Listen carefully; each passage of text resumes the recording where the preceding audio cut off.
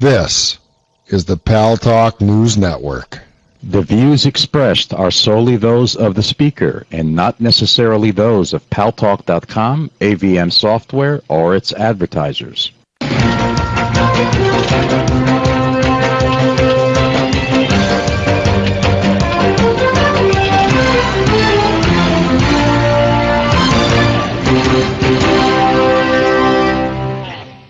News Talk is online. News Talk Online is a production of paltalk.com, the largest multimedia interactive program on the internet, with more than 4 million unique users on demand on iTunes and on YouTube and on my blog, GaryBaumgarten.com, where you're encouraged to post your comments with you, whether you agree with yours truly or not. No retribution.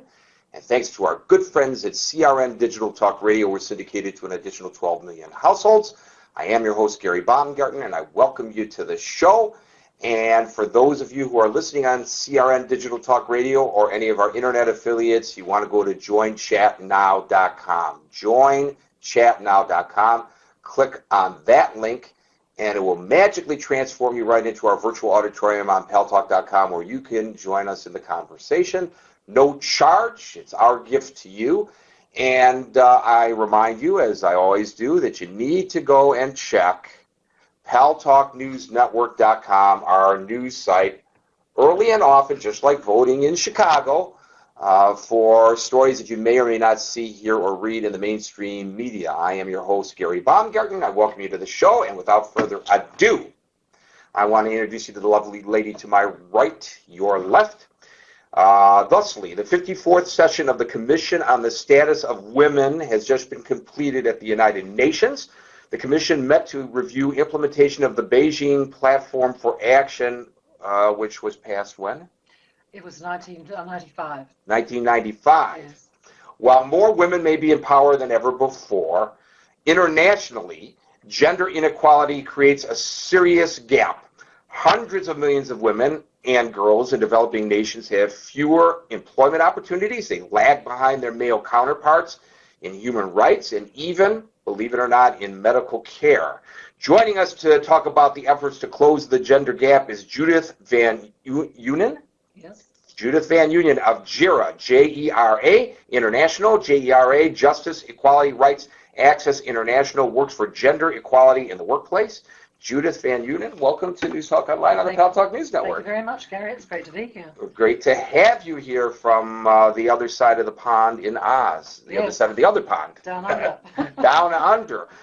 So this has been going on, like you said, since 1995, and it was great hoopla when it was initially passed in Beijing. And since then, what has the international community been able to do? Give you a little bit of a background. Yes, please. There have been 4 World Women Conferences that the UN has put on. Yes. Started in 1975 in Mexico, and the fourth one was in Beijing. Right. And out of that came a landmark document called the Platform for Action, Yes. which identified 12 critical areas for women. And they went from health, parent decision-making, violence, the girl child, etc. And in 1995, when that came out, it was then called the Beijing Platform for Action. Okay. So every 5 years at CSW, the Commission for the Status of Women, they do a review year. So it's Beijing +5, so it's B+5, B+10, and now it's B+15 this year. Or they just call it CSW 2010. Well, this is the 54th session, so it's CSW. It's a lot of jargon. CSW 54, where Yes. It was just the review of the B+15. Well, it reminds me of our Super Bowl, but at least at the end of the Super Bowl, there's a winner, and in this case, there is no winner yet. Not yet, not yet. Have things improved over the decades? There is not one area where women are fully equal. Yeah. It is yet to happen. There are countries where women have gained a great many grounds in as far as, for instance, some countries where there's a lot of women in politics. Right. Surprisingly, Norway's very high, and so is Rwanda. And Rwanda's probably one of those very special places where they've gone through years of genocide. Yes. And then they brought in quotas to bring women into the parliament, right. which now they have 53%. Right. And from there, they've been able to bring in a great many changes to the way the culture is operating.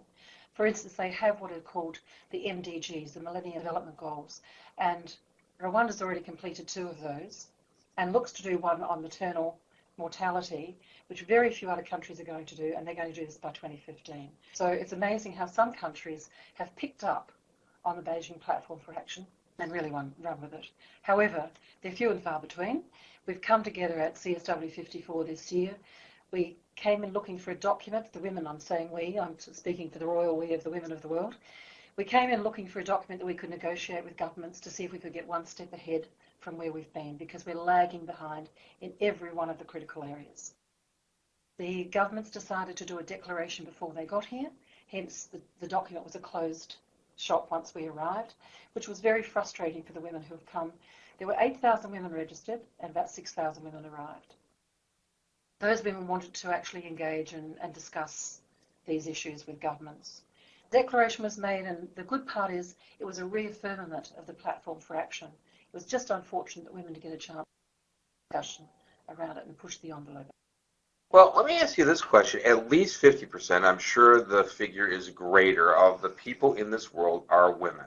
Yes, over 50%. Okay, so if you've got the majority, why don't you have the power? Because there are just too many laws in too many places that prevent women from having that sort of access to powers and decision making or into politics. Many places in the world, women can't own land, they can't inherit, and so the list goes on. There are many countries where there has been genocide of women or girls because of selection for preference for boys.